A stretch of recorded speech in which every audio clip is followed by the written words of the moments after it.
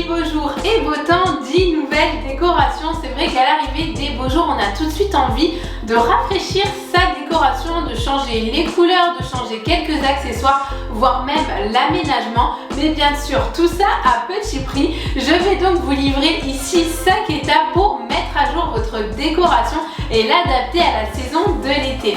Mais avant d'aller plus loin, bien sûr, n'oubliez pas de mettre un petit like si la vidéo vous plaît.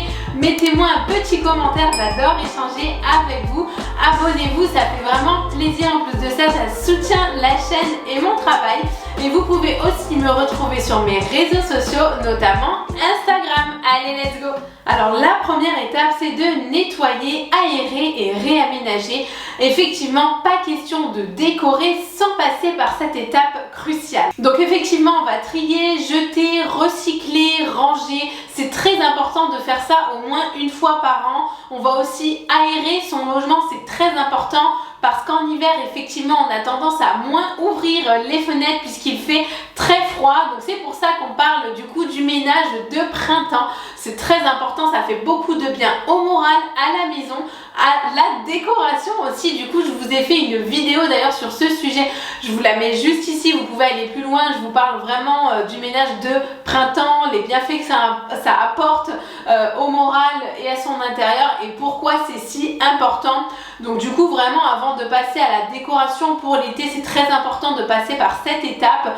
Vous pouvez aussi passer à l'aménagement. Vous pouvez déplacer quelques meubles pour apporter un petit peu de dynamique parce que des fois, ça fait du bien aussi de changer un peu le sens et l'orientation de certains meubles. Et bien, en plus, tout ça va permettre d'apporter beaucoup de changements. Vous verrez, ça va faire la différence, ne serait-ce qu'à cette étape. La deuxième étape, c'est de changer les textiles pour une décoration beaucoup plus estivale. Donc là, on va vraiment pouvoir se faire plaisir. On va penser à tous les textiles de la maison, notamment les rideaux. On va pouvoir adopter des voilages qui vont permettre d'apporter beaucoup plus de légèreté dans la maison. N'oublions pas non plus le linge de lit. Adopter des parures de lit fleuries avec des couleurs beaucoup plus peps, adaptées à la saison estivale.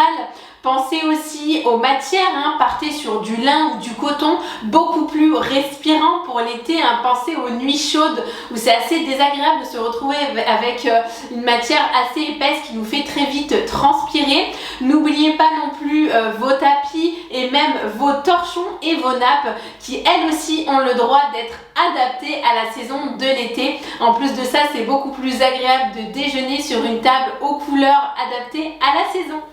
Troisième étape, apporter une touche naturelle. Donc là, pour cela, on va utiliser des plantes et des fleurs qui vont tout de suite apporter de la fraîcheur dans les pièces où elles seront disposées. Vous allez aussi pouvoir les accumuler, n'hésitez surtout pas à les multiplier, c'est vraiment super joli. Ça donne un effet un peu jungle dans la décoration, c'est très tendance.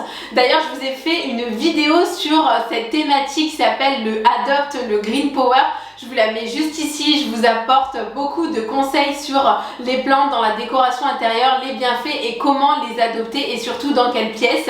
Vous allez aussi pouvoir apporter une touche déco avec vos plantes, notamment en jouant sur les cache-pots et la hauteur de vos cache-pots. Ça, c'est très intéressant puisque ça permet d'apporter du volume dans la déco. Quatrième étape, on va décorer son extérieur. Alors, quelle que soit la taille de votre extérieur, que ce soit un tout petit balcon, une très grande terrasse, un superbe jardin, peu importe, il faut le décorer puisque c'est à cette période qu'on en profite, on ouvre ses fenêtres, on se met à l'extérieur, on prend un bain de soleil et c'est toujours plus agréable de décorer son extérieur. Donc là, allez-y, faites-vous plaisir, les tapis extérieurs sont hyper tendance, les hamacs, les chaises, les canapés extérieurs aussi. D'ailleurs, je vous ai aussi fait une vidéo sur comment décorer son extérieur, je vous le mets juste ici. Je vous parle des grandes tendances de cette année. Donc allez-y, franchement, on n'en fait jamais trop pour son extérieur. La cinquième étape va être de rafraîchir vos murs. Donc là, vous allez pouvoir partir avec bien de la peinture ou bien du papier peint. Donc ça, c'est pour ceux qui veulent vraiment aller plus loin.